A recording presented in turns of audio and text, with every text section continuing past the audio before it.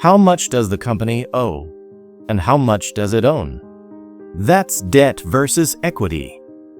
A normal corporate balance sheet has two sides. On the left side are the assets such as inventories, receivables, plant and equipment, etc. The right side shows how the assets are financed.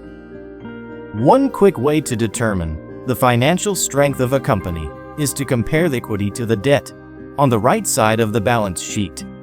This debt-to-equity ratio is easy to determine. A normal corporate balance sheet has 75% equity and 25% debt. Ford's equity-to-debt ratio is a whopping $18 billion to $1.7 billion, or 91% equity and less than 10% debt.